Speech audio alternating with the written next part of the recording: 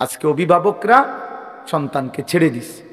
16 বছরের একটা ছেলেকে এবারটা নিয়ন্ত্রণ করতে পারে না। এবারটা বলে একটা বাপ হয়েছে, বেটা অপদার্থ কথা কার বেটা আইসে দুনিয়ার বাত কতটি আর বন খাইতো আর বিড়ি খাইবে গপ মারে ফালতু। তোমার তোমার 14 বছরের একটা ছেলেকে তুমি এক ওয়াক্ত নামাজ পড়াইতে পারো না, তুমি একটা বাপ হইছো বেটা। তোমার 14 বছরের মেয়েটাকে পর্দানশীল চরিত্রবান বানাইতে পারলা না, তুমি একটা মা হইছো। ফালতু কথা, জিন্দিগি বুঝেই না। বাপের কলিজার মধ্যে দুনিয়া, সন্তানের কলিজার মধ্যে দুনিয়া, হিসাব হইলো এটাই আসলে। বাপেও বিড়ি খায়, পুতেও বেডি চায়, আর কি তা এক ডকে। বাপে চা দোয়ানে বইয়া টেলিভিশন চায়, পুতে অসৎ বন্ধুদের সাথে একসাথে বসে মোবাইল চায়। খালাস, বরাবর সাওয়া সাওয়া বরাবর। যার কারণে বাপেও বুঝে আমার সন্তানরে ডাক দিয়া লাভ হইতো না, আমি ডাক দেব কেন? সেই হিম্মত তো থাকতে হবে, সেই সাহস তো থাকতে হবে। কলিজার ভিতরে আখিরাতের ফিকির যার আছে, যে পরকালকে বিশ্বাস করে, খবরকে বিশ্বাস করে, তার চোখের পানি পড়ার কথা, সে চিৎকার করার কথা যে তুমি আমার সন্তান বাবা, তুমি যদি জাহান্নামী হও, আমি বাপ এটা কেমনে সইব? কেমনে সইব আমি? আমার ছেলে হইয়া যদি মুসলমানের ঘরে জন্ম নিয়া যদি আমার ছেলে কোনোদিন ফজরের নামাজ না পড়ে, আমার এই জিন্দিগির অর্থ কি? আর আমার ফুতের জিন্দিগির অর্থ কি? আমি কিসের বাপ, আমার ফুতে কিসের মুসলমান? কি ও মিয়া, কার ঘর এটা? যে ঘরে সবাই নামাজ না পড়ে ঘুমায়, এ ঘর তো নাফরমানের ঘর, এ তো সাপ বিচ্ছুর ঘর, এ তো কুকুর বিড়ালের ঘর, জন্তু জানোয়ারের ঘর। আল্লাহ নবী বলছে যে ঘরে আল্লাহর জিকির নাই, খোদার কসম নবী বলছে ওইটা কাল বাইতিল খারিব, ওইটা সারা বাড়ি, আলগা বাড়ির মতো। যে বাড়িতে মানুষ থাকে না, কুত্তা থাকে, বিলাই থাকে, সাপ থাকে, বিচ্ছু থাকে, কেচ্ছা থাকে, বেটা মানুষ থাকে না, মানুষ থাকে না। বেডিও বেফরদা, বেড়াও বেফরদা, মাও নামাজ নাই, বাপেরও নামাজ নাই, জিরও নামাজ নাই, ফুতের বউরও পর্দা নাই, ফুতেরও পর্দা নাই। মা কি করে? সবাই খায়, ঘুমায়, পেশাব পায়খানা করে, যার মতো। ফুতের চুল ফুতের মতো, বাপের চুল বাপের মতো, জির বোরকা জির মতো, মার বোরকা মার মতো। তো এটা পরিবার হইলো কেমনে মিয়া? কথা বোঝেন না? এটা পরিবার হইলো? এটা এটা একটা ফ্যামিলি হইলো কি? আমি, আমার বউ, আমার 4টা ছেলে, কারণ সবাই যদি আলগা আলগা হয় তো আমার এটা ফ্যামিলি কো? কথা বলেন না কেন? আমার চুল একরকম, আমার ফুতের চুল আরেক রকম, মার বোরকা কালো, জির বোরকা রঙ্গিলা, তো এটা ফ্যামিলি হইলো কেমনে? কার লগে কার মিল? এটা তো কোনো পরিবার না, এটা তো ব্যাচেলার, এটা তো সব ব্যাচেলার না, এগুলো এটা মনে হয় হোস্টেলে না থাকে এক একজন এক একজন। আপনারা ভাবেন আর কত বছর বলবো আপনাদেরকে? বলেন কত বছর আর বলবো? এই জিন্দিগিও তো ক্লান্ত হয়ে গেছে। এই জন্য বাপ, ছেলেরা, বাবা কেন নষ্ট হয়ে যাচ্ছ? বলো বাবা, কেন নামাজ পড়ছো না? বাবা, আল্লাহর সাথে আল্লাহকে নারাজ করে কি পাইছো এই পর্যন্ত? কে তোমার ঘরে ইজ্জত করে? চলো, আমি তো এখনো বলছি নবীনগর, আমি বলছি একটা নাফরমান ছেলে, আসো, এখন আসো তুমি, চলো তোমার লগে আমরা দুইজন একসাথে কোম্পানিগঞ্জ হাঁটি কালকে, দেখি, তুমি দেখো মানুষ কারে ইজ্জত করে আর কারে বেইজ্জতি করে। তুমি চলো। এই হাতে ধরা মোবাইল এগুলো নামাও। হাতে ধরে মোবাইল রেকর্ড করা, ভিডিও করা আমি নিষেধ করলাম। আমি যদি দেখি তোমারে উঠায় দেব, ধমক দিয়ে উঠায় দেব। দয়া করে এই জন্য খামখেয়ালি করো না ভাইয়া, হাসাহাসি করো না, দুষ্টামি করো না, বুট বাদামও খাইও না বাপ। কারো যদি অসুবিধা হয় তুমি চলে যাও, কোনো সমস্যা নেই, কোনো অসুবিধা, আমি এখতিয়ার দিলাম যে কেউ, কিন্তু আমি কিন্তু খামখেয়ালি পছন্দ করি না, এটা সবাই জানে। অতএব প্রত্যেকে, যা তোমরা যারা দাঁড়িয়ে আছো ভাই, তোমরা বসো। এই ছেলেরা বসো, বাবা বসো, বউ বরকত, যেতক্ষণই শোনো বসে শোনো, যখন ভাল লাগবে না উঠা হাইটে আইসো, অসুবিধা নেই, আমার কোনো আপত্তি নেই। আমি কখনোই শ্রোতা গণি না, এটা নিয়ে আমার পেরেশানি নেই। আগের থেকে এটা আমার অভ্যাস। আজকে 21 বছরের মতো দেখতে দেখতে ফুরায় গেছে। এই ছোট বড় কম বেশি সব মাহফিলেই আমি সমান তালে বয়ান করার চেষ্টা করছি, আলহামদুলিল্লাহ। এটা আমার সবসময়ের অভ্যাস। বড় মাহফিলও দেখছি, ছোট মাহফিলও দেখছি, এতে কোনো সমস্যা নেই। শ্রোতা নিয়ে কোনো সংখ্যা নিয়ে কোনো টেনশন নেই। আল্লাহর কথা মনোযোগ দিলে আমার সময়টাও কাজে লাগলো, আপনাদেরটাও কাজে লাগলো। নওজোয়ান তোমার সময়টাও কাজে লাগলো। 24 ঘন্টা জিন্দিগি অবহেলা, খামখেয়ালি, গাফলত, এটা বাবা ইনসাফ না। একজন মানুষের সারা দিন রাত সারাক্ষণই হাসে, দুষ্টামি করে, নিজের মতো মজাক করে, খামখেয়ালি করে, এটা তো আসলে সুস্থ স্বাভাবিক কোনো মানুষের পরিচয় না। একজন সুস্থ স্বাভাবিক মানুষ তার জীবনের একটা পরিকল্পনা থাকে। আমি খাবো কখন, নাস্তা করব কখন, ঘুমাবো কখন, কতক্ষণ ঘুমাবো, আমার জীবনের একটা লক্ষ্য উদ্দেশ্য থাকে। আমরা ছোট্টবেলায় প্রাইমারি স্কুলে যখন পড়ছি আমার পুরা মনে আছে, আমরা বাংলাতেও ইংরেজিতেও রচনা শিখছি। এইম ইন লাইফ আমার জীবনের লক্ষ্য। বাংলা রচনাও লিখছি, ইংরেজিতেও রচনা লিখছি। জীবনের একটা লক্ষ্য উদ্দেশ্য থাকে, টার্গেট থাকে। আমি কোথায় যাচ্ছি, আমার গন্তব্য কোথায়, আমার মঞ্জিল কোথায়, আমি কোথায় গিয়ে থামব, এইটা যদি কেউ না বুঝে তো তার মতো অপদার্থ আর কেউ হইতে পারে না। এ তো একদম লাওয়ারিশ মানুষ, বেওয়ারিশ, তার কোনো আগামাথা নাই। মনে করেন একটা বাসে উঠে যদি একজন লোক, তো কন্ট্রাক্টর যদি জিজ্ঞাসা করে কই নামবেন, সে যদি বলে তোমার মন মতো একখানে নামাই দিও, তো সে কি বলবে? হেল্পার রে ডাক দে, বলবে এই পাগল উড়াইছো কেন? বলবে না যে এই পাগল, এই মাতাল রে উড়াইছো কিত্তা, এই পাগল তো জানেই না কই নামবে।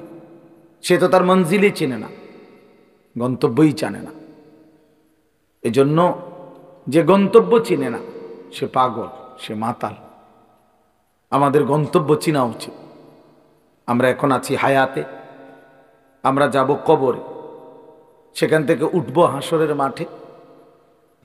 সেখানে আমাদের প্রত্যেকের আমল নামা, আমার জিন্দিগির যাবতীয় কর্মকাণ্ডের হিসাব আমাদের হাতে দেয়া হবে। সেইটা নিয়ে দুইটা কাজ করতে হবে। একটা হলো মিজানের পাল্লায় ওজনের জন্য দিতে হবে, আরেকটা হলো ওই আমল নামাটা হাতে নিয়ে আল্লাহ তাআলার মুখোমুখি হইতে হবে, সামনাসামনি হইতে হবে। আল্লাহ তাআলা দেখবেন, জিজ্ঞেস করবেন। এরপরে ফুলসিরাত পার হইতে হবে, এরপরে জান্নাতে পৌঁছতে হবে। এই আমার টার্গেট। আমি এখন বেঁচে আছি হায়াতে, আমি কয়দিন পরে কবরে যাব, যে কোনো এক সময়। সেখান থেকে আমাকে একদিন হাসরের ময়দানে তোলা হবে, আমার আমলনামা দেয়া হবে। মিজানের পাল্লায় চেষ্টা করতে হবে আমার নেকির পাল্লা যেন ভারী হয়। আল্লাহ তাআলার সামনে যেন আল্লাহ আমাকে দেখেই যেন আল্লাহ তাআলা আমার বিচার সহজ করে দেয়। ফুলসিরাত যেন আমি পার হইতে পারি, আমি যেন জান্নাতে পৌঁছতে পারি। যেদিন বান্দা জান্নাতে পৌঁছবে সেদিন চূড়ান্তভাবে সে নিশ্চিন্ত হবে। কোরআন শরীফে আছে ওয়াকালুল হামদুলিল্লাহিল্লাযী আযহাবা আন্নাল হাযান। আল্লাহ তাআলা বলেন, এই ছেলে কি সমস্যা দোস্ত? অপদার্থ কোথাকার বেটা, উঠে যাও এখান থেকে। এই যে এই টুপিওয়ালার পিছনের ছেলেটা, তোমারে বলছি। কি মনে করছো আমি দেখি না? এই দুজন মস্কারি করে। না হলে উঠো যাও, খিচুড়ির টাইমে আইসো। আসছো দুনিয়া খিচুড়ি খাইতা, আইও খিচুড়ি খাইবা, অসুবিধা কি? খামখেয়ালি করবা না। আমি তো শুরুতেই বললাম তুমি চলে যাও, কোনো অসুবিধা কি আমার? গাফেল মানুষ আমি পছন্দ করি না। আমি তো আজকে নতুন আসছি নাকি এখানে? আমার এই একটা মাহফিলেই শুধু, যেটা এত লাগাতার মাহফিল, আমার মনে হয় না আমার গত 2-4 বছরের ভিতরে কোনো মাহফিল এতটা ধারাবাহিক মাহফিল আমার। এই আমার এই হাজী সাহেব, আমি এই বেচারার কথা ফেলতেই পারি না কেন জানি, এই একটা বড় মুসিবত আমার। উনি বললে আমি আর কথা ফেলিতে পারি না। আমার আজকে ডেটটা আমার শায়েখের খানকা ঢালকানগর ঢাকা যাওয়ার কথা। উনি যখন আমারে বলছে, তাই বলছি ঠিক আছে আমি যাইতাম না। আমার এরশাদ ভাই আমার, উনি বলছে হুজুর ওনার মাহফিল দিতেই সোজা কথা। এখন আসছে এরশাদ ভাই আমাদের সাথে। তা এই একটা সাংঘাতিক ভালোবাসার বিষয় এখানে। যাই হোক, তো বলতেছিলাম মঞ্জিল চিনা, গন্তব্য চিনা, টার্গেট থাকা, লক্ষ্য থাকা, এটা সুস্থ স্বাভাবিক মানুষের পরিচয়। যে অসুস্থ, যে মাতাল পাগল, তার কোনো গন্তব্য নেই। কোথায় গিয়ে থামবেন কে জানি। কত টাকা রোজগার করলে আপনি তৃপ্ত হবেন জানা নাই, জানা নাই।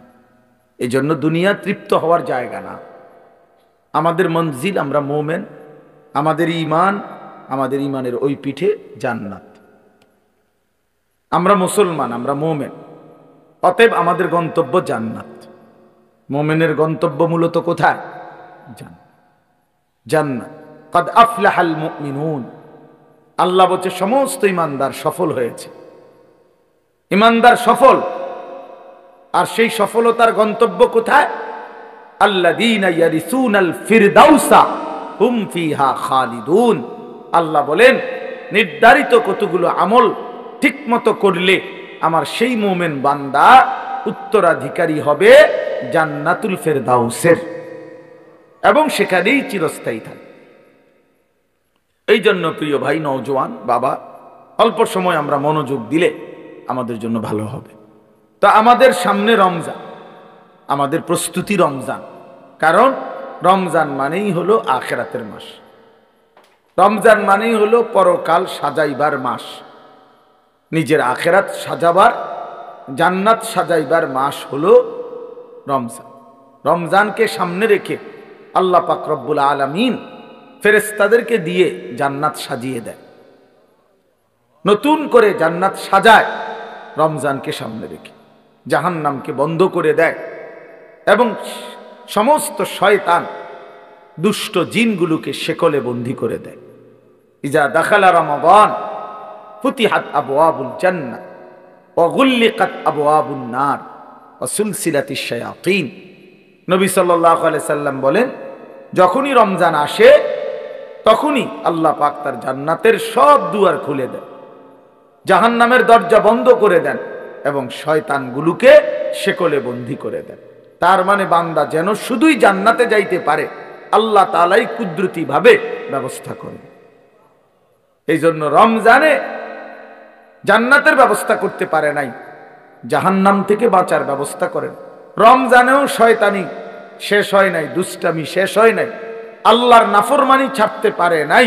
আসলে এটা শয়তানের তুনো বড় শয়তান, কারণ মেন শয়তান তো বন্দী, মেন শয়তান তো শিকলে বন্দী।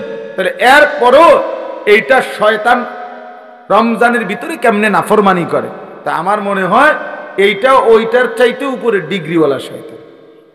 এই জন্য যে এই শয়তানে বুঝাইতে চায় যে ওই শয়তান রে বন্দি করলে কি হবে, আমি তো তার থেকে শিখতে শিখতে তারে ডিঙ্গায় গেছি, আমি তো তারে ডিঙ্গায় গেছি, আমি তো শয়তান, এখন আর আমারে আর ওয়াসওয়াসা দিবি কি? নাইলে একজন মুসলমান, একজন মুমিন আল্লাহ এবং তার রাসূল এত বেশি পরিমাণ রমজানের মর্যাদা ফজিলত এত বলছে, এত বলছে, এত বলছে, এত কিছু বলার পরেও যার বিবেকে একটু নড়াচড়া করে না, তার চাইতে নিকৃষ্ট শয়তান আর কেউ হইতে পারে। ওইটাই শয়তান বলে। হ্যাঁ, আল্লাহ নবী সাল্লাল্লাহু আলাইহি ওয়াসাল্লাম বলেন, কুল্লু আমালি ইবনে আদামা লাহু ইল্লা সিয়াম। এক বান্দার তার সমস্ত আমল তার নিজের জন্য, নিজের আখিরাতের জন্য, কিন্তু আল্লাহ তাআলা বলে আমার বান্দা রোজা, এটা ব্যতিক্রম। ক্বাল আল্লাহু আযজা ওয়া জাল, ফাইন্নাস সাওমা লি ওয়া আনা আজজি বিহি, আমার বান্দার রোজা রাখছে শুধুই আমার জন্য, আমি নিজেই তার প্রতিদান দেব। ডান কাদের ফেরেশতাকে যেন আল্লাহ বলে, ফেরেশতা পুরা রমজান আমার বান্দার নেকি তুমি লিখবা না, আমি লিখবো, আমি লিখবো, আমি দেব বান্দার। এই জন্য বাপ, রমজানকে কেমনে কাটাবেন, রমজানের ফজিলত, রমজানের বৈশিষ্ট্য, রমজানের জন্য প্রস্তুতি মুমিনের আলাদা হওয়া উচিত। যাদের কলিজায় আখিরাত আছে, যাদের ফিকিরে আছে জান্নাতে যাওয়ার, যারা কবরের আযাব থেকে বাঁচতে চায়, যারা জাহান্নামের আগুন থেকে বাঁচতে চায় বাপ, তাদের জন্য রমজান ভিন্ন কিছু। রমজান মানে আলাদা মাস, রমজান মানে আখিরাতের মাস, রমজান ফিকিরের মাস, মেহনতের মাস, রাত্রি জাগার মাস। রমজান মাসে দিনের বেলা রোজা রাখবে, রাত্রি বেলা রাত্রি জেগে তারাবি পড়বে। আল্লাহ তাআলা এমন ভাবে সাজাইছেন যে বান্দা 30টা দিন তুমি কষ্ট মুজাহাদা পরিশ্রম করে আমার রমজানটাকে কদর করো, 30 দিন পরে আমি আল্লাহ তোমাকে মুত্তাকি বানিয়ে জান্নাতি বানিয়ে দেব, জান্নাতি বানিয়ে দেব। এই জন্য আমরা মাহে রমজানের প্রস্তুতি, আমরা যেন রমজানে রাত্রি জাগতে পারি, আমরা যেন রমজানে রোজা রাখতে পারি, আমরা যেন রমজানে নিজেকে প্রস্তুত নিতে পারি। এই জন্য আল্লাহ তাআলা 15 দিন আগেই আল্লাহ তাআলা যেন আরেকটা প্র্যাকটিক্যাল আমার মধ্যে যেন হিম্মত, আমার মধ্যে যেন রোজার শক্তি, আমার ভিতরে যেন রমজানকে পালন করার মজবুত হিম্মত আসে। এই জন্য আল্লাহ তাআলা রমজানের 15 দিন আগে লাইলাতুন নিসফে মিন শাবান এই রাত্রিটিকেও আল্লাহ দান করেছেন। বলছেন বান্দা শবে বরাত নামের এই লাইলাতুন নিসফে মিন শাবান এই রাত্রিটিতে সারা রাত আল্লাহর বন্দিগিতে জেগে থাকো, পরের দিন রোজা রাখো, এই হিম্মত নিয়ে রমজানের মধ্যে আগে বাড়ো, আগে বাড়ো। এটা একটা প্রস্তুতি নাও, এটা একটা প্রশিক্ষণ নাও, প্রশিক্ষণ।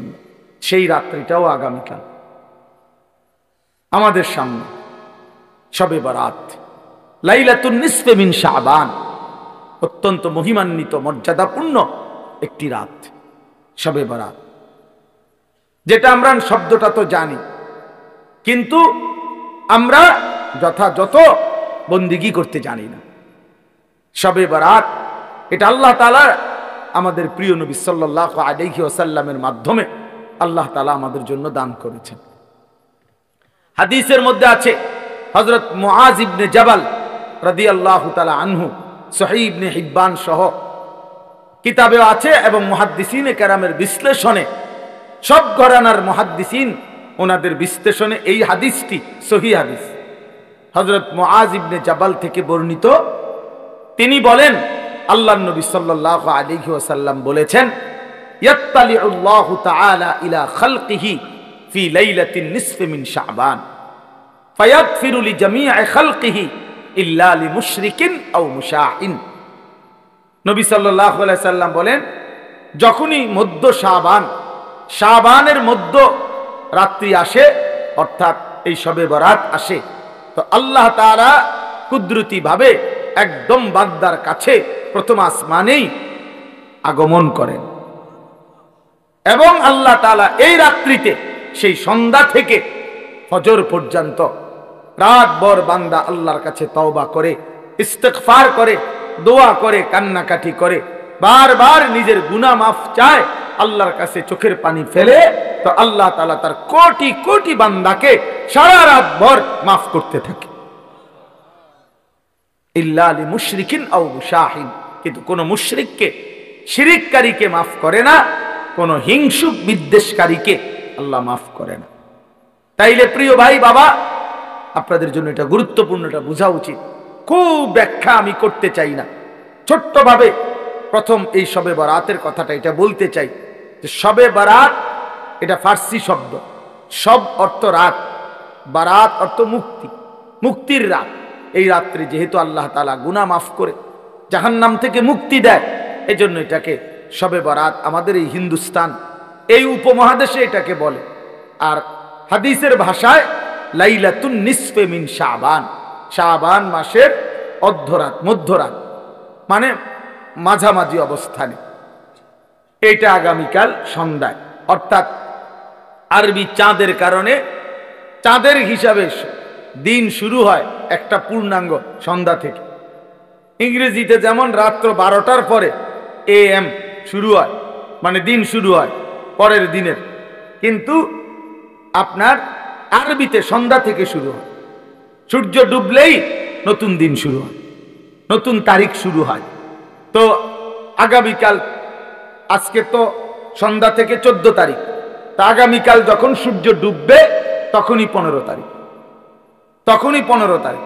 তো এই পরের দিনের সূর্য ডুবা পর্যন্ত এই 15 তারিখ, এটাই লাইলাতুন নিসফে মিন শাবান, এটাই শবে বরাত। তাহলে এই শবে বরাত রাসূলুল্লাহ সাল্লাল্লাহু আলাইহি ওয়াসাল্লামের হাদিস দ্বারা প্রমাণিত, যে রাসূলুল্লাহ সাল্লাল্লাহু আলাইহি ওয়াসাল্লাম এটার ফজিলত বলছেন যে আল্লাহ তাআলা এই রাত্রে অগণিত বান্দাকে, তওবাকারী ইস্তিগফারকারীকে আল্লাহ মাফ করে থাকেন। অতএব এটা প্রমাণিত। এখন প্রশ্ন হইল আমাদের করণীয় কি? আমি সংক্ষেপে শুধু এটা শেষ করতে চাই। আমাদের করণীয় কি? আমাদের করণীয় হলো এই রাত্রি জেগে ইবাদত করা, ইহইয়াউল লাইল, রাত্রিটাকে জীবিত করা ইবাদতের মাধ্যমে।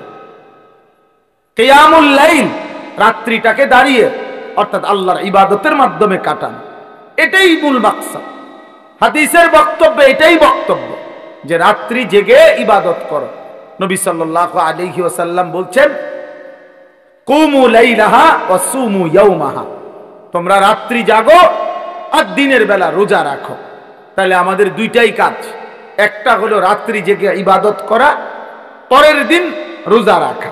অর্থাৎ আগামীকাল শুক্রবার দিবাগত রাত আপনি আল্লাহর ইবাদত করবেন, শনিবার শুক্রবারে সেহরি খেয়ে শনিবার দিন রোজা রাখবেন, খালাস, এটাই। তাহলে আল্লাহ তাআলা শবে বরাত আমাদের জন্য দিয়েছেন, রাসূলুল্লাহ সাল্লাল্লাহু আলাইহি ওয়াসাল্লাম শুনিয়েছেন ইবাদত করতে, ইবাদতের রাত, ইবাদতের রাত।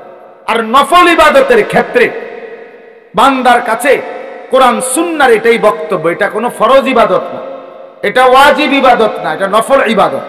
শবে বরাত কি ইবাদত বলেন? সবাই বলেন কি ইবাদত? আর নফল ইবাদতের মধ্যে একাকিত্ব, এটাই কাম্য, এটাই কোরআন সুন্নাহর ভাষ্য, যে একাকী, প্রত্যেকেই মুস্তাকিল নফল ইবাদত নিজের মতো করে নিজের জন্য করবে, নিজের জন্য করবে। আমি আর আপনি সমান না। আমি আমার বয়স হিসাবে আমি 40 রাকাত নামাজ পড়তে পারবো, আপনি পারবেন 20 রাকাত। আরেকজনে 100 রাকাত নফল পড়তে পারবে সে ইচ্ছা করলে, সে তার বয়স মাত্র 20 বছর, তারেও আপনি দিলেন 12 রাকাত, 80 বছরের বুড়া মিয়ারেও দিলেন 12 রাকাত। এটা ইনসাফ হলো না, এটা নফল হলো না, এটা তো বাধ্যতামূলক করে দিলেন, এটা বাধ্যতামূলক করে দিলেন। অথচ এই যুবক তো ইচ্ছা করলে এক রাত্রিতে সে 100 রাকাত নফল করতে পারত, কারণ তার তো শরীর আছে, তার তো সামর্থ্য আছে।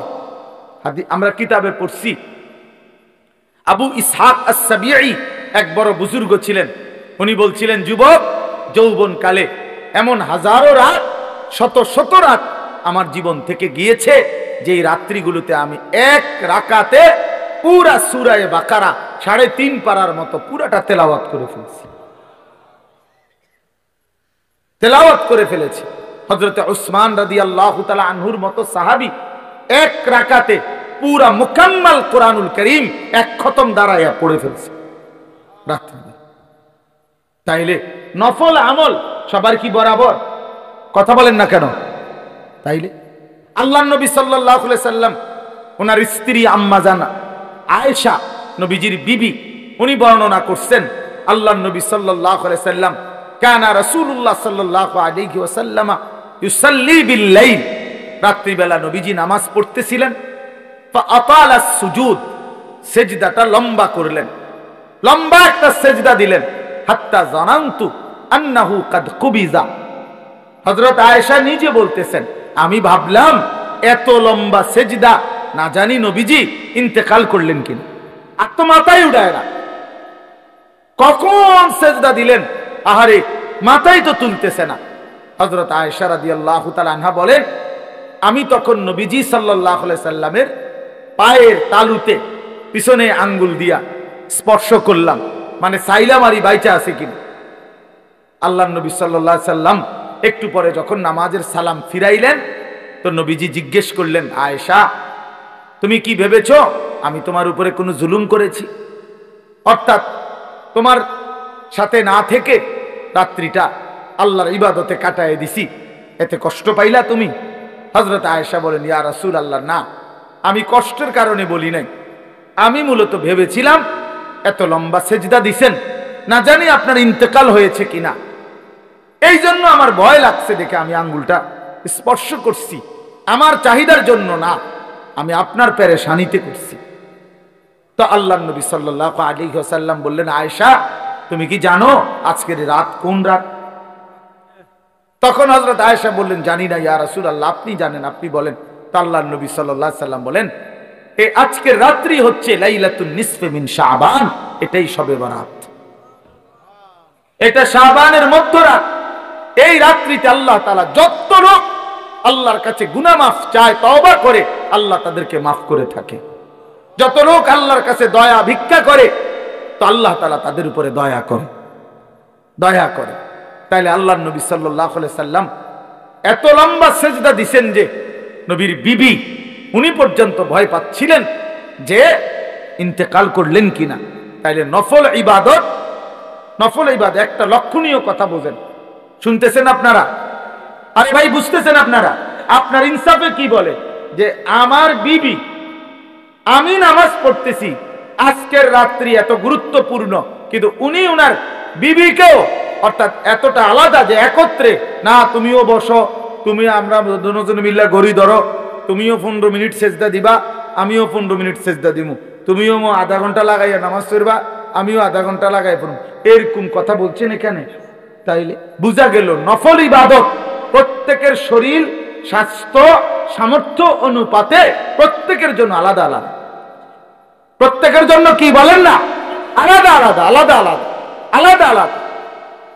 তাইলে শবে বরাত হাদিস দ্বারা প্রমাণিত। কি দ্বারা প্রমাণিত? উলামায়ে কেরাম, আসলাফ, পূর্বপুরুষদের, মনীষীদের, বুজুর্গদের কথার আলোকেও শবে বরাত প্রমাণিত। এই রাত্রি ইবাদতের রাত, এটা প্রমাণিত কথা। এই রাত্রির কথা আল্লাহর নবী সাল্লাল্লাহু আলাইহি সাল্লামের হাদিসের মধ্যে আছে এবং 8 জন সাহাবী এই মুআজ ইবনে জাবালের এই হাদিসটা, আরে ভাইয়া কথা বলো না, বাপ কথা বলো না, রাস্তায় কথা বলতেছো কারা? আহারে বাবা, একটু পরে আসো, এক ঘোষণা দিবে, সোজা হইয়া বসতে বলবে সবাইকে, ভাইয়া একটু পরে বলবে, কিছুক্ষণ আর একটু ধৈর্য ধরো ভাইয়া, আর কষ্ট হইতেছে ছেলেদের, এই এক্ষুনি বলবে ইনশাআল্লাহ, কিছুক্ষণ পরেই বলবে, সিরিয়াল ধরে বসেন, মূল পর্ব শুরু হবে। আহা, আফসুস আফসুস আফসুস জিন্দিগি, আফসুস এই জিন্দিগি, যে জিন্দিগি কোনো ফিকির নাই। মুসলমানের সন্তান আমরা, প্রিয় ছেলেরা, বাবা, কোনো খাবারই শেষ সমাধান না, সেটা বিরিয়ানি হোক আর আরো ভালো কিছু হোক, সব কিছুরই গন্তব্য বাথরুম, না? এটাই তো সত্য। সেটা আরো দামি হোক কিছু খাবার, কিন্তু গন্তব্য তো বাথরুম, এছাড়া আর কি, এছাড়া আর কি। তাহলে এক মানুষের জিন্দিগির টার্গেট যদি হয় বিরিয়ানি, তো এই বিরিয়ানির পরিণতি যেহেতু টয়লেট শেষ ঠিকানা, তো তোমার জিন্দিগির টার্গেটও টয়লেটে, বাথরুম ছাড়া আর কি, টয়লেট ছাড়া আর কি। খাবে, ঘুমাবে, পেশাব করবে, বাথরুম টয়লেট সারবে, আর মাঝখানে টাইম যৌন চাহিদা পূরণ করবে, খালাস, এতটুকুই জিন্দিগি। এবার কেউ যদি, আমি সবসময় বলি, প্রতিদিন বলি এ কথা, যে জীবন শুধু এটাই বুঝছে, জীবন মানে খাবার, পেশাব পায়খানা, ঘুম আর যৌন চাহিদা, লজ্জাস্থানের চাহিদা পূরণ, এতটুকুই যে জীবন বুঝছে যে এটাই আমার জীবন, এই জীবন জানোয়ারের জীবন। এই জীবন কি? জানোয়ার। এই জীবন কুকুরের জীবন, কুত্তার জীবন। কারণ ওই কুকুরও খায়, ঘুমায়, পেশাব পায়খানা করে, কুকুরেরও যৌন চাহিদা পূরণ হয়, এই জন্য কুকুরেরও বাচ্চা কাচ্চা হয়। তো তার যদি যৌন চাহিদা পূরণ না হতো তাহলে বাচ্চা হয় কেমন? এই জন্য কোরআনুল কারীমে আল্লাহ তাআলা বলছে ওয়াত্তাবাআ হাওয়াহু ফামাসালুহু কামাসালিল কালব। এক নাফরমান পাপীর কথা আল্লাহ বলতে গিয়ে কোরআন শরীফের এই আয়াতে আল্লাহ বলছে সে তার মনের চাহিদার অনুসরণ করেছে। এই বালআম বাউরা, এক কাফের, এক মুশরিক, এক পাপী, প্রথমত ইমানদার ছিল কিন্তু মনের ইচ্ছা চাহিদার অনুসরণ করেছে। আল্লাহ বলছে সে তার মনের ইচ্ছারও যখন অনুসরণ করলো এবার তার উদাহরণ হয়ে গেল কামাসালিল কালব, কুত্তার মতো। কোরআন শরীফের আয়াত। লোকটা ইমানদার ছিল কিনা? ইমানদার ছিল, শতবার খাঁটি ইমানদার ছিল। যেদিন সম্পদের লোভে নিজের মনের চাহিদা মতো অনুসরণ করেছে, আল্লাহ তখন বলছে তার উদাহরণ কুত্তার মতো হয়ে গেছে, কামাসালিল কালব। এজন্য প্রিয় বন্ধু মনে রাখো, প্রতিদিন আমি এটা বলি, ছেলেরা বাবা তোমার পরিচয় তুমি মিলায় নি, আমার দরকার নেই, আমার এত সময়ও নাই। তোমার পরিচয় তুমি মিলাও, আমার পরিচয় আমি মিলাই। প্রত্যেকেই হিসাব লাগাও, হ্যাঁ নিজেরে নিজে হিসাব করো। জীবন কামাসালিল কালব, কুত্তার জিন্দেগি। এজন্য আমি সব সময় বলি যে কপালে সেজদা নাই, ওই বেনামাজি যেগুলো, এগুলোর জিন্দেগি কুত্তার জিন্দেগি, কুকুরের জিন্দেগি। এজন্য নওজোয়ান ছেলেরা মনে রাখো, তোমাদের যাদের কপালে সেজদা নাই, তোমার জীবন কুত্তার জীবন। খাও বিরিয়ানি খাও, খিচুড়ি খাও, কোনো অসুবিধা নেই, অসুবিধা নেই। যার যার বাড়িতে টয়লেট তো আছেই, খাইবা না? বাথরুম তো আছেই, ভাত খাও। যা মুখে অর্জন করলা তা বাথরুমে ক্লিয়ার করে দিলে, খালাস। তো আর অর্জন করি জীবনের, এ তো গেল গাই। এই জন্য আমরা এটা বোঝা উচিত, আমাদের এটা ফিকির থাকতে হবে। আমরা মুসলমান, মুসলমানের 10 বছরের বাচ্চাও দামি, মুসলমানের 6 বছরের বাচ্চাও দামি, মুসলমানের 60 বছরের বুড়া মানুষও দামি, মুসলমানের 1 সেকেন্ড দামি, মুসলমানের 1 মুহূর্তও দামি। আমার প্রতি মিনিটের হিসাব হয়, আমার প্রতি মুহূর্তের হিসাব হয়, আমার প্রতিটা নিঃশ্বাসের হিসাব হয়। তাহলে আমার আবার অবসর কোথায়? আমার আবার ছুটি কোথায়? আজকে আমার মাদ্রাসা বন্ধ হয়েছে, আমি লম্বা বয়ান করছি ছাত্রদেরকে, 450 ছেলে ছুটি দিছি সকালবেলা। তা আমি এটা বলছি, বাবা আমাদের কোনো ছুটি নাই, জিসকি সবক ইয়াদ হই উসকি ছুটি না মিলি।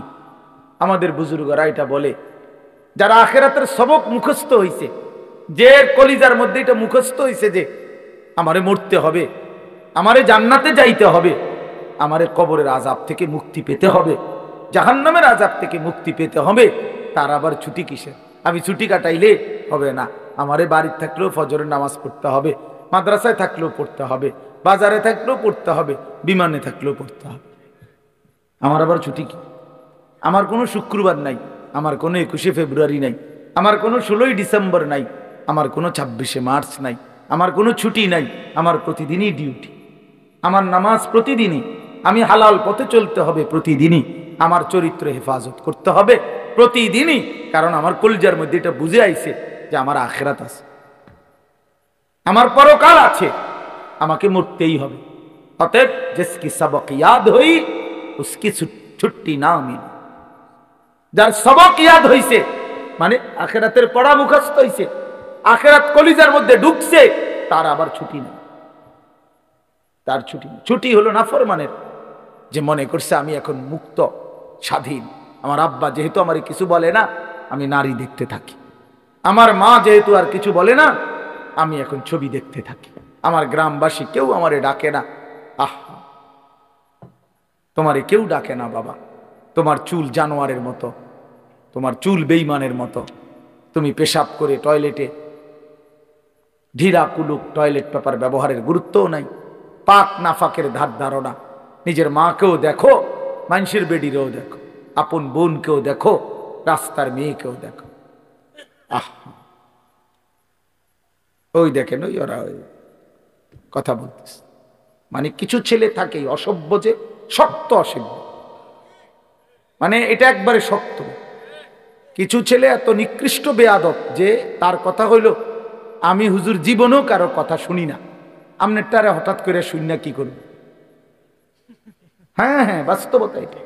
মানে এত বড় নিকৃষ্ট বেয়াদব যে আমি আসছি হুজুর এনে খিচুড়ি খাইতাম। হ্যাঁ, যেহেতু আমনের কথার কারণে দেরি হইতেছে দেখে বইয়া রয়েছি নিরুপায় হইয়া। কথা বুঝছেন না? হ্যাঁ, কাজে আমি যেহেতু কারো কথা শুনিয়ে না, আহা, আমি নজর রাখি ছেলে মিয়া, এটা আমার সারা জীবনের অভ্যাস। এই জন্য আমি 1 মিনিট বললো আমি হাসাহাসি তামাশা পছন্দ করি না। আমরা আমাদের এই ছেলেদেরকে ফিরাইতে হবে, আমাদের এটা সিদ্ধান্ত ইনশাআল্লাহ। আলহামদুলিল্লাহ, আমরা আমাদের মাদ্রাসায়, আমার যে ক্যান্টনমেন্টের মাদ্রাসা, এই 8 তারিখ গত শনিবার আল্লাহর দয়ায় আমরা শুধু 16 বছর থেকে 30 বছর যাদের বয়স এমন ছেলেদের আলাদা ইসলাহি মজলিস করছি। সকাল 10টা থেকে 4:30 পর্যন্ত আমার মাওলানা ইয়াহিয়া বয়ান করছে, আমরা বয়ান করছি, আমার শায়েখ আল্লামা মুফতি মুশতাকুন নবী সাহেব, মুফতি আমজাদ সাহেব, মুফতি ইউসুফ বিন ইকবাল, ওনারা সব বয়ান করছেন। একজন বড় ডাক্তার বয়ান করছেন ধারাবাহিক ছেলেদের চরিত্র আখলাকের উপর। প্রায় 600 ছেলে শুধু এই বয়সী আসছে, আলহামদুলিল্লাহ। শুধু নওজোয়ান 16 থেকে 30-এর নিচে।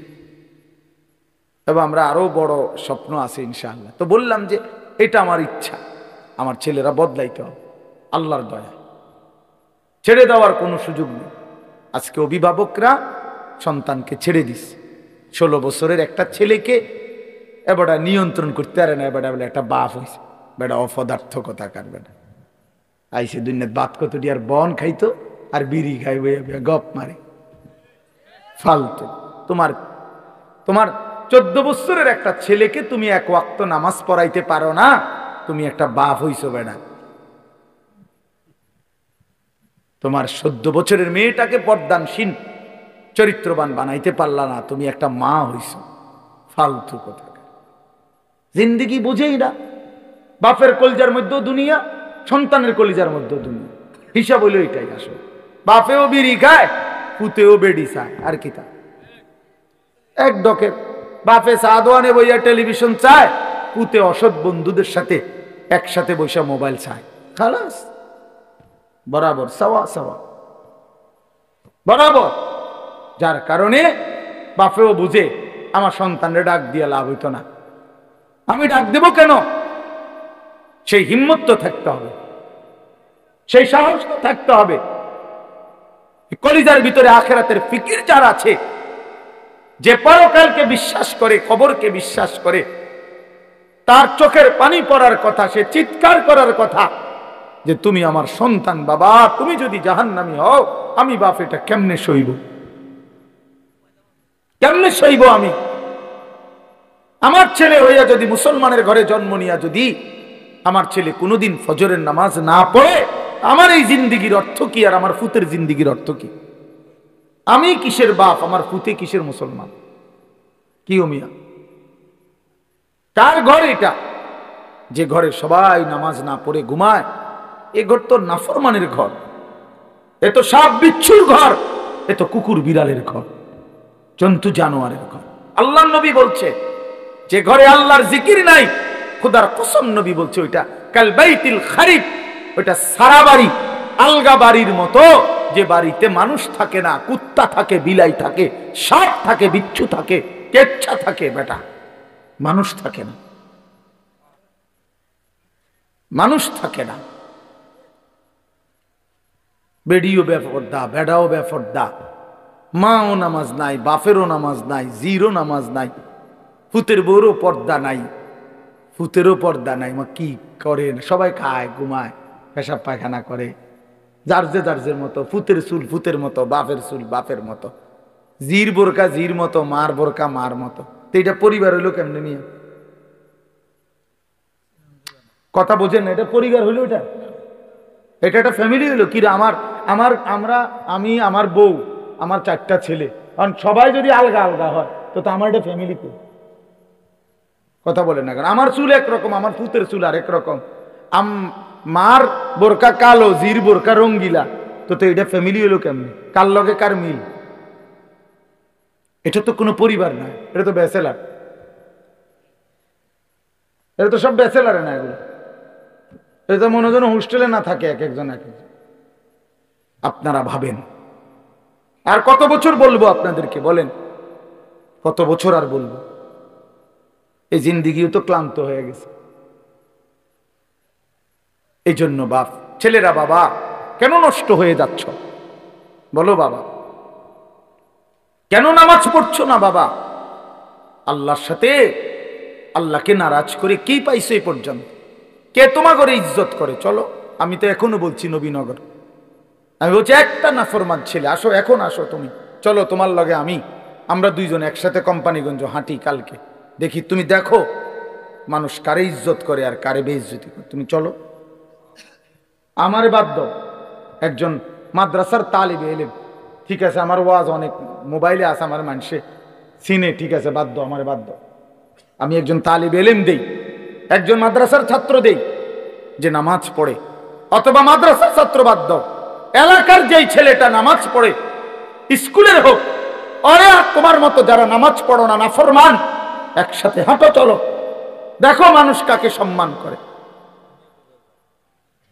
দেখ বেটা, তোর কিছু অসৎ বন্ধু ছাড়া তোর দিকে কোনো জানো ফিরা চায় না বেটা, তোর দিকে বেটা কোন চরিত্রহীনের দিকে, কোন লম্পট, কোন মদখোর, নেশাখোর, গাঞ্জাখোরের দিকে কোন কুকুর বিড়াল জানোয়ারও বেটা ফিরে তাকায় না। আমি ওই আমাদের বাংলাদেশের একজন বড় বুজুর্গ আলেম আছেন, ওয়াইস হযরত মাওলানা মুফতি নজরুল ইসলাম কাসেমি, অনেক সুন্দর বয়ান করে, দরদ মাখা বয়ান। ওনার বয়ান আমি নিজে শুনছি। উনি বলছে শুকর সকালবেলা যখন ঘুম থেকে ওঠে, ওনার বয়ানে না তো, শুকর চোখ একসাথে মেলে না, মানে আমরা যেন চোখ খুলি না ঘুমের থেকে, শুকর একসাথে চোখ মেলে না, মানে পুরাটা খুললে লায় না আর কি, একটু একটু করে খোলে, একটু এরকম আস্তে আস্তে চোখ মেলে, মানে একটু একটু করে চোখ মেলে। উনি বলছেন কিতাবে লিখছে যে শুকর এরকম আস্তে আস্তে চোখ মেলে কেন, একটু একটু করে। শুকর বারবার বলে এই চোখ মেলবার সময়, আল্লাহ আমারে কোনো বেনামাজি, কোনো নাফরমান যেন আমার চোখে না পড়ে, এই জন্য আস্তে আস্তে চোখ মেলে। আপনার কোন নাফরমান বেঈমান যেন আমার নজরে প্রথমেই না পড়ে, এই জন্য সে আস্তে আস্তে চোখ মেলে। আমি হুজুরের বয়ানে শুনছি। তোমাকে শুকরে ঘৃণা করে, কুকুরে ঘৃণা করে। তাহলে বলো বাবা, নেন নেন পানির জগ নেন, এটা নেন। তাহলে এই জন্য বাপ কেন নামাজ পড়ো না? কারো কাছ থেকে ইজ্জত পাইছো? একটা ছেলে বলো যে হুজুর আমি নামাজ না পড়ার কারণে আমারে মানুষ অনেক সম্মান করছে? কেউ পাইছো কিনা একটা ইজ্জত? তাহলে এটা কি ধরনের জীবন তুমি বুঝো না? আমরা বুঝি না আমাগরে মানুষ মহব্বত করে না করে না, এটা আমি বুঝি না? কথা কও না দুলা, আমি এটা বুঝি কিনা, তুমি বুঝো কিনা? তো মানুষের অনুভব হয় না? এটা তো অনুভব হওয়ার বিষয়, যে আমার তো একটা বুঝ আছে যে মানুষ আমারে ভালোবাসে কিনা, ঠিক কিনা বলেন না কেন? আমারে এই হাজি সাহেব যদি মহব্বত না করতো তো আমি প্রতি বছর আইলাম কেন? 50,000 টাকার জন্য নাকি 1 লাখ টাকার জন্য? এখানে আমি মেয়ে বিয়ে দিছি এখানে মিয়া, তাইলে ভালোবাসার জন্য, আল্লাহর জন্য, মহব্বতের জন্য। তাহলে বুঝা গেল তোমরা ছেলেরা, বাবা আমি রাত হয়েছে এই জন্য দেরি করতে চাই না, তোমরা একটা ছেলে হইলো ভাইব, তুমি ইনসাফের সাথে তোমারে মানুষ ভালোবাসে কিনা, এই সমাজের মানুষ তোমার দিকে তাকাইলে কি মনে করে তুমি বুঝো না? তুমি বুঝো না ভাইয়া? কি পাইছো নামাজ না পড়ে? নারী দেখতে দেখতে, উলঙ্গ ছবি দেখতে দেখতে অর্জনটা কি? অর্জনটা কি? কিচ্ছু না, ধোকা, ধোকা খাইছো। এই জন্য আগামীকাল রাত আমি অনুরোধ করলাম আগামীকাল শবে বরাতের এই রাতে আলাদা আলাদা। শবে বরাত উৎসব না, শবে বরাত অনুষ্ঠান না, শবে বরাত বিরিয়ানি না, শবে বরাত খিচুড়ি না, শবে বরাত জিলাপি না, শবে বরাত ইবাদত।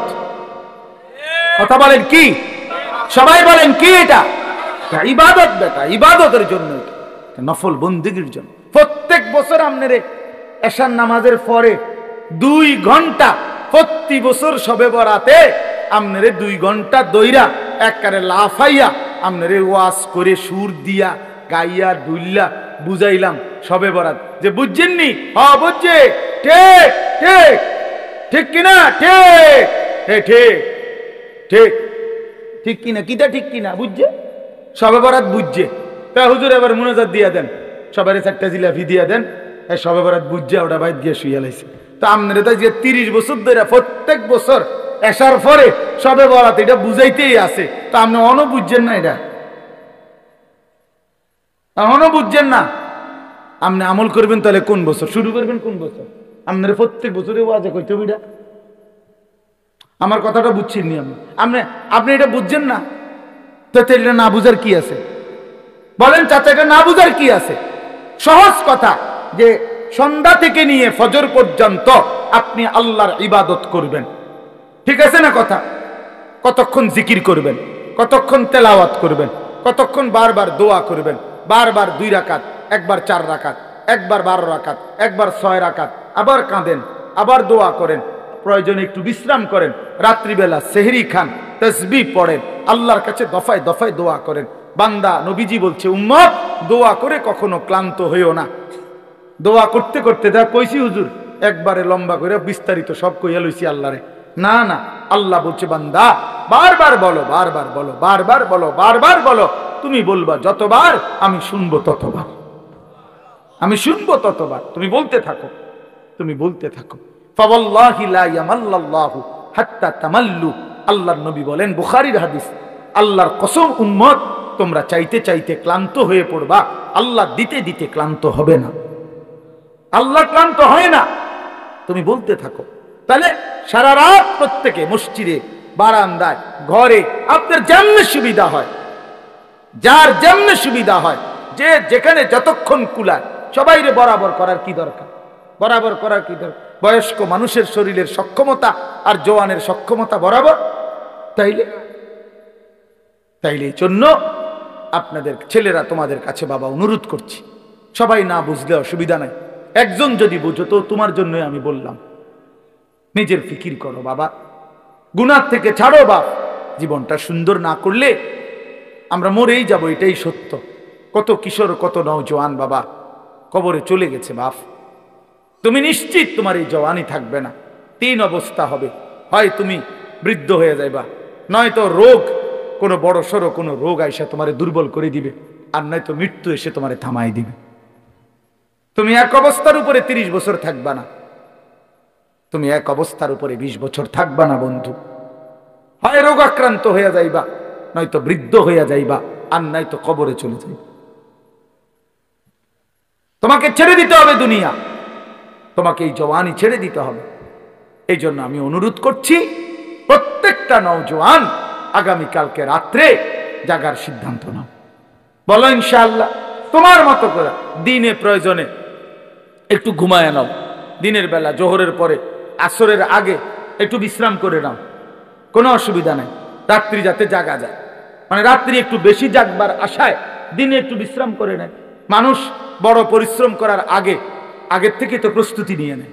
সেনাবাহিনীওয়ালারা বলে আর্মির ট্রেনিং এর মধ্যে কঠিন প্রশিক্ষণ, সহজ যুদ্ধ। কঠিন প্রশিক্ষণ, যুদ্ধ সহজ। তাইলে একটু প্রস্তুতি নিয়ে রাত্রি জাগার জন্য যদি আমরা চেষ্টা করি, আর বারবার দোয়া, ইস্তেগফার, কান্নাকাটি, গুনাহ মাফ চাই, আল্লাহ তাআলা ভীষণ খুশি হবে, ভীষণ খুশি হবে। পরের দিন রোজা রাখলে, রোজা তো আলহামদুলিল্লাহ প্রত্যেক আরবি চাঁদের 13, 14, 15 আল্লাহ নবী সাল্লাল্লাহু আলাইহি সাল্লাম রোজা রাখতেন। এই আজকে বৃহস্পতি, শুক্র, শনি, আলহামদুলিল্লাহ আমরা আজকে রোজা রাখছি। আগামীকাল পরশু আমাদের রোজা রাখার, বাসার বিবি বাচ্চা ওরাও রোজা রাখছে, এই জন্য মাদ্রাসার ছাত্র ওস্তাদরা রোজা রাখছে, তো এটা আমরা শুরু করে দিছি আলহামদুলিল্লাহ।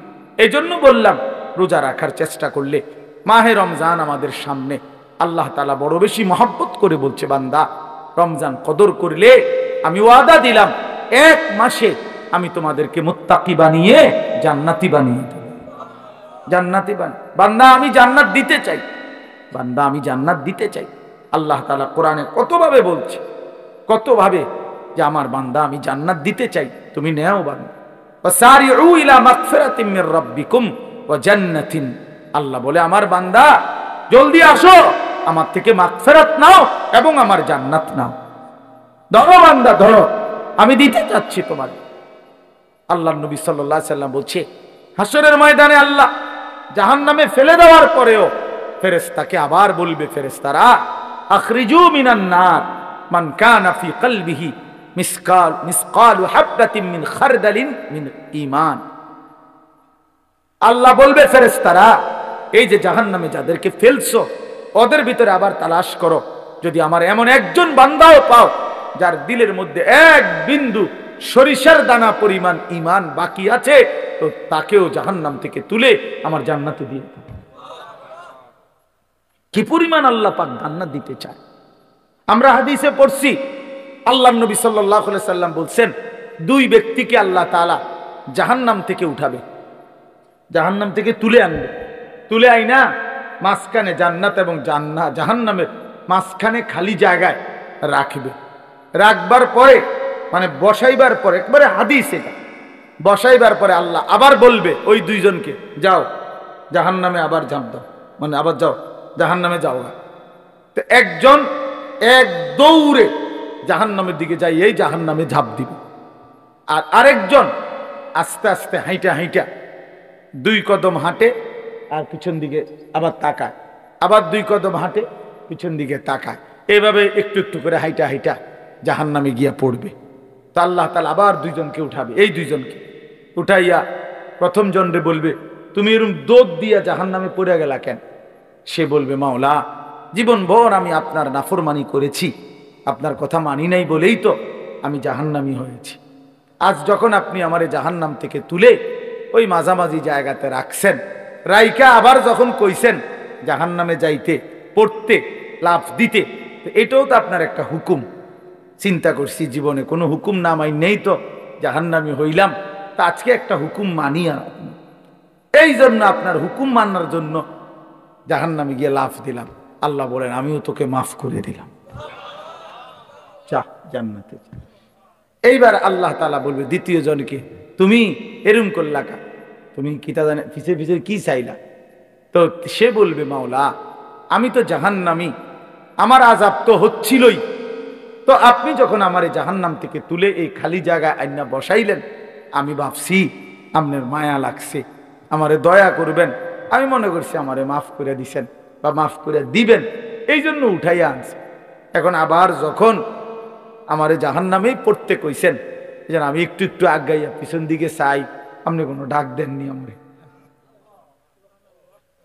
আপনার মায়া জানি আবার লাগেনি কোনো, আপনি আমারে ডাক দেননি। তো আল্লাহ তাআলা বলবেন, বান্দা আমি তোকেও মাফ করে দিলাম, যা তুইও আমার জান্নাতে যা।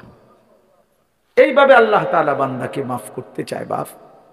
এই জন্য হে চাচা সুন্দর কথা কইছে, দেখছো আর কি করতে হবে, এটা কিন্তু দিলের কথা, আর কি করতে হবে। প্রিয় নওজোয়ান, আমরা মুসলমান, আমরা মুমিন, আমাদেরকে আল্লাহ জান্নাত দিতে চায়, মাফ করতে চায়, জাহান্নাম দিতে চায় না। আমাদের নবী সাল্লাল্লাহু আলাইহি সাল্লাম বলছেন, উম্মত আমি তোমাদেরকে জাহান্নাম থেকে কিভাবে বাঁচাইতে চাই। নবীজি একটা উদাহরণ দিছে, ওয়া আনা আখিযুম বিহুজাজিকুম। আপনার দিকে আসেন, একটু আগান, এনে বসেন না, আগাই বসেন। মানে কেউরে যদি আমি ফিরাইবার জন্য যে হাতে ধরে বললাম, ভাই আয়ো আয়ালাও, তুমি যাইও না ওইদিকে, তো সে বলে টান দিয়ে হাত ছাড়াইয়া ফেললো, বুঝেন নাই?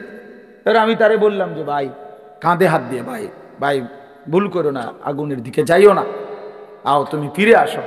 তো সে আমার হাত কাঁধের থেকেও আপনার সরাইয়া ফেললো, সরেন মিয়া, আমারটা আমি করুন, আপনার কি? তো আমার হাতে ধরা হাতও কি করে দিল, ছুড়ে দিল, ফেলে দিল, কাঁধে রাখা হাতও ফেলে দিল। এবার আমি যদি তার কোমরে জড়াইয়া ধরি যে না ভাই আমি আপনার আগুনে পড়তে দিব না, আমি বাইচা থাকতে আপনারে জাহান্নামে পড়তে দিব না, আপনাকে বরবাদ হতে দিব না, আমি কোমরে জড়ায় ধরেও যদি টানাটানি করি, এবার সে চাইলেই আমার থেকে ছুটাটা তার জন্য কঠিন। কঠিন না? মানে কোমরে জড়াইয়া ধরলে ছুটা আলগা হওয়া কঠিন কিনা? এই আল্লাহর নবী কসম বাবা, নবীজি বলছে উম্মাহ আমি তোমাদের প্রত্যেককে চাচ্ছি এইভাবে কোমরে জড়াইয়া ধরে ধরে জাহান্নাম থেকে বাঁচা। ওয়া আনা আখিযুন বিহুজাজিকুম,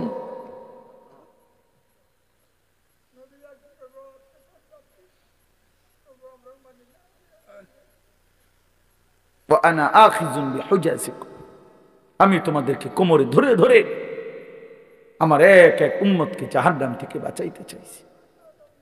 এবার ভেবে দেখো ভাইয়া, তোমার জন্য নবী কত কাঁদছে, কতটা ফিকির করছে। দুয়ারে দুয়ারে দুয়ারে দুয়ারে দাঁড়ে দাঁড়ে নবী উম্মতের কাছে গেছে, কত আঘাত দিছে, কত বেইজ্জতি করছে, কত অপমান করছে। তায়েফের রক্ত ঝরাইছে, পেটে 2টা পাথর বাঁধছে, দান দান শহীদ করে উহুদের ময়দানে পড়ে রয়েছে। হ্যাঁ, সারা রাত চোখের পানি ফেলছে, আর দিনের বেলা দুয়ারে দুয়ারে হাটে ঘাটে মাঠে বাজারে সর্বত্র নবীজি মানুষকে আল্লাহর দিকে ডাকছে কিনা?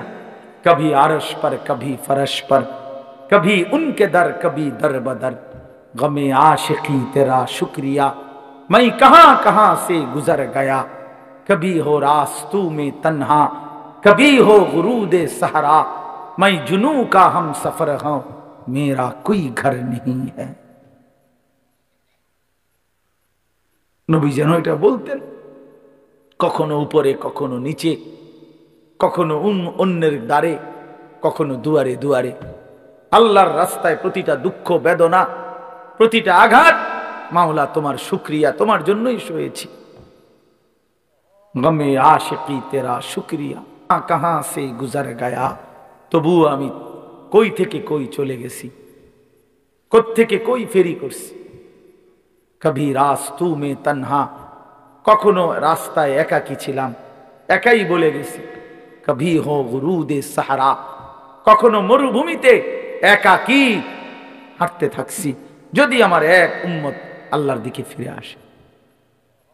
মাই জুনু কা হাম সফর হো, আমি যেন এক নেশা পাগলের মতো সফর করছি, যে দেখি খুঁজে আর কেউ ফিরে কিনা, আর কেউ ফিরে কিনা, আর কেউ। মেরা কোই ঘর নেই, আমার কোনো ঘর নাই, আমার ঘর আখিরাত, আমার ঘর জান্নাত। আল্লাহ তাআলা আমাদের সবাইকে তৌফিক দান করেন। এজন্য ইনশাআল্লাহ রমজানকে কদর করব তো ভাইয়া। ছেলেরা বাপ নামাজ পড়ো, আল্লাহকে ডাকো বাপ, আল্লাহকে। তোমারও হায়াত একদিন শেষ হবে, আমারও হায়াত একদিন শেষ হয়ে যাবে। আল্লাহ তাআলা আজকের এই মাহফিল কবুল করে নেন, কবরবাসীদের রুহের মাগফিরাত দান করেন, এবং এই আয়োজন আল্লাহ তাআলা যেন আমরা থাকি বা না থাকি, আমার হাজী সাহেব তারা না থাকুক, কিন্তু আমাদের সন্তান তোমরা ছেলেরা, এলাকার নওজোয়ান ছেলেরা, তোমরা ইনশাআল্লাহ আগামী দিনে এই মাহফিল তোমরা চালু রাখবা ইনশাআল্লাহ। ঠিক আছে না? ইনশাআল্লাহ এলাকার তোমরা এই মহল্লার বা এই মাহফিলের সাথে সম্পৃক্ত, তোমরা ইনশাআল্লাহ আগামী দিনে এটা চালু রাখো। আল্লাহ সবাইকে তৌফিক দেন। আলহামদুলিল্লাহ রাব্বিল আলামিন। আল্লাহুম্মা আনতাস সালাম ওয়া মিনকাস সালাম, তাবারাকতা ইয়া যাল জালালি ওয়াল ইকরাম। মাওলাই করিম আপনি মাফ করে দেন, আপনি মাফ করে দেন, আপনি মাফ করে দেন। আয় আল্লাহ আপনি মাফ করে দেন, পেছনের সব গুনাহ মাফ করে দেন, সব গুনাহ মাফ করে দেন। আয় মাওলা মাফ করে দেন, মাফ করে দেন, মাফ করে দেন। রাত অনেক গভীর, মাওলা মাফ করে দেন। চারিদিকে আপনার কত বান্দা ঘুমিয়ে গেছে, আমরা অল্প কয়েকজন ঘুমাই নাই। আয় মাওলা আপনি মাফ করে দেন। আল্লাহ আমাদের গুনাহ অনেক বেশি মাওলা, এজন্য ঘুম যেতেই ভয় হয়, চোখ বন্ধ করতেই ভয় হয়। ঘুম যদি আরে না ভাঙ্গে, চোখ যদি আরে না মেলে, এত গুনাহ নিয়ে কবরে যাব কেমনে মাওলা, হাসরের ময়দানে দাঁড়াইব কেমনে, নবী পাকের সুপারিশ চাইব কেমনে, হাউজে কাউসারের পানি মিলবে কিভাবে মাওলা। আই মাওলা, রাত গভীরে মাফ করে দেন, মাফ করে দেন, আপনি মাফ করে দেন। আযাব দিলে আপনার কোনো লাভ নাই, মাফ করে দিলে আপনার কোনো ক্ষতি নাই, মাফ করলে আপনার কমবে না, মাফ না পেলে আমাদের উপায় থাকবে না। আপনি ছাড়া আশ্রয় নাই, আপনি ছাড়া ঠিকানা নাই। আপনি তাড়িয়ে দিলে আমরা কোন দুয়ারে যাব মাওলা, আপনি ফিরায়া দিলে ভিখারি যাবে কোথায়। আমরা যে আপনারই গোলাম, ভুল করেছি তো আপনার কাছেই করেছি, এখন আপনার কাছেই ফিরে এসেছি মাওলা। রাত গভীরে তওবা করলাম, আপনি মাফ করে দেন, আপনি মাফ করে দেন, আপনি মাফ করে দেন, আপনি মাফ করে দেন। হাসবুনাল্লাহু ওয়া নি'মাল ওয়াকিল, নি'মাল মাওলা ওয়া নি'মান নাসির।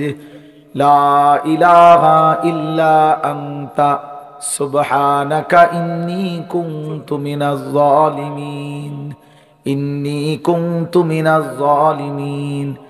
রব্বানা যালামনা আনফুসানা ওয়া ইন লাম তাগফির লানা ওয়া তারহামনা লানাকুনান্না মিনাল খাসিরিন। রব্বানা আতিনা ফিদ দুনিয়া হাসানা ওয়া ফিল আখিরাতি হাসানা ওয়া কিনা আযাবান নার। রব্বিরহামহুমা কামা রব্বায়ানি সগীরা। আল্লাহ মাকে মাফ করে দেন, বাবাকে মাফ করে দেন। কত লক্ষ মাইল দূরের খবর মোবাইলের মাধ্যমে 1 মিনিটে নেওয়া যায়। আল্লাহ, চোখের সামনে কবরস্থান মাওলা, কিন্তু একটা বারও জানলাম না মা কেমন আছে মাওলা, আমার বাপ কেমন আছে কবরে জানি না মাওলা। আপনি বাপের কবরে আযাব দিয়েন না, মায়ের কবরে আযাব দিয়েন না, মারে কষ্ট দিয়েন না, বাপরে কষ্ট দিয়েন না।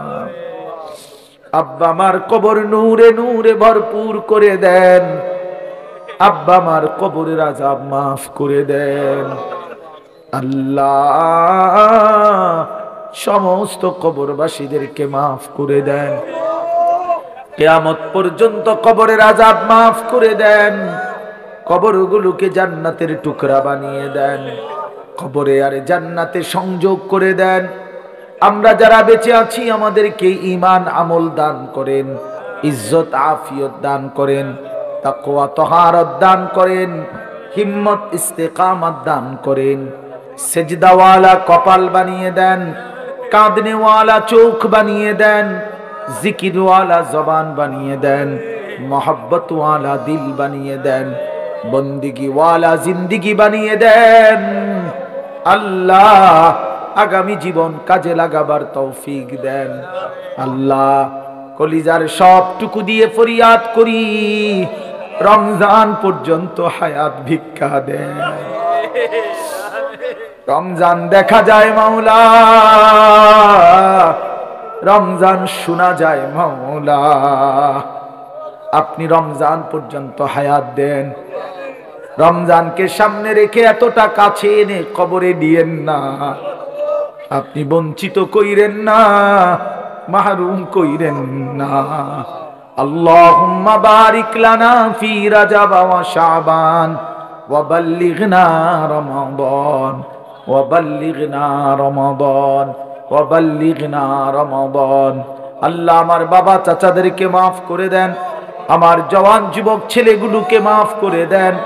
আল্লাহ, আমার যুবক ছেলেগুলোকে মাফ করে দেন, আমার সন্তানদেরকে মাফ করে দেন, আমার ছোট্ট ভাইদেরকে মাফ করে দেন, নামাজি বানিয়ে দেন, ছেলেগুলোকে নামাজি বানিয়ে দেন, চরিত্রবান বানিয়ে দেন, আখিরাতের ফিকির দান করেন, কবরের আযাব মাফ করে দেন। জাহান্নাম থেকে বাঁচিয়ে দেন, জান্নাতওয়ালা বন্দিগি করার তৌফিক দান করেন আল্লাহ। সমস্ত কবরবাসীকে মাফ করে দেন আল্লাহ, মাফ করে দেন।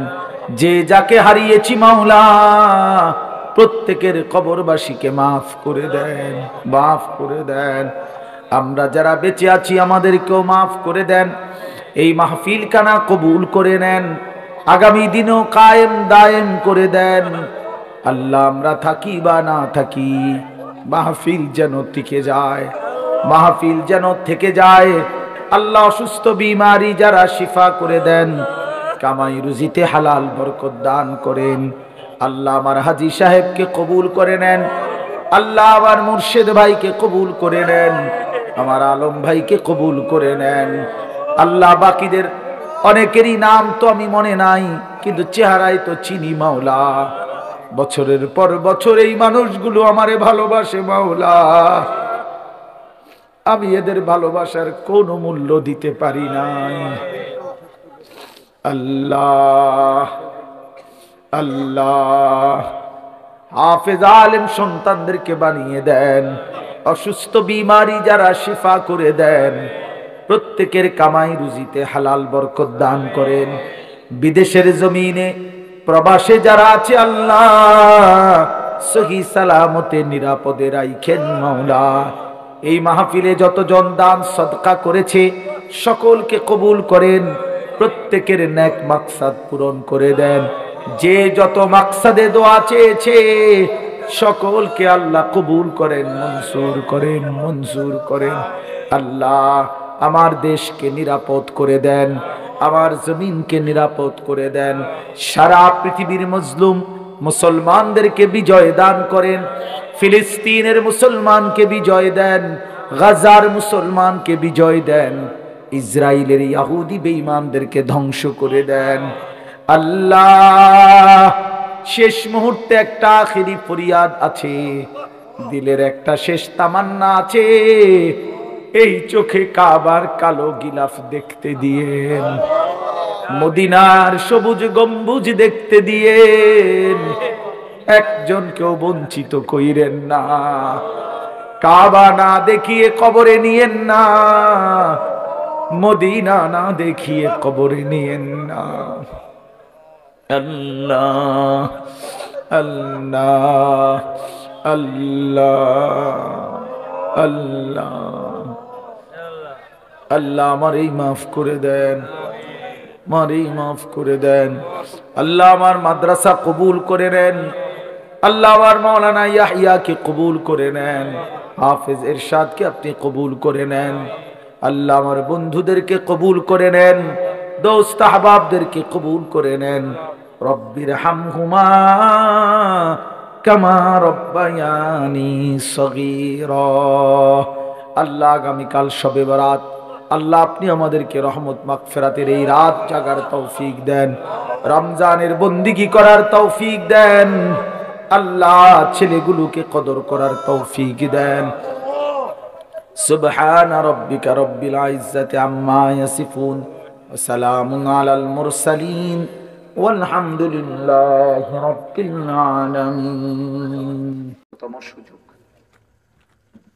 যারা বিশ্বাস করে যে আমার জিন্দেগি আখিরাতের জন্য, যারা এটা বুঝে আমাকে মরতে হবে, আমাকে কবরে যেতে হবে, আমার আখিরাত পরকালে আমাকে হিসাব দিতে হবে, আমার আখিরাতের প্রচুর নেকি দরকার, গুনাহ থেকে মাফ নেওয়া দরকার। আর এই জন্য সবচেয়ে শ্রেষ্ঠতম সুযোগ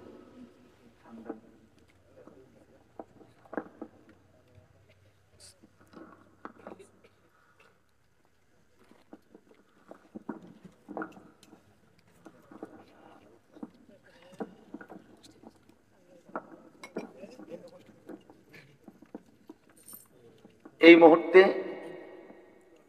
ওই মানুষটা, যে মানুষটার ফিকির আখিরাত, তো তার জন্য বিশ্বাস করেন রমজান বহুতই দাম। আর যার দিলের মধ্যে শুধুই দুনিয়া, তার জন্য রমজান কিছুই না।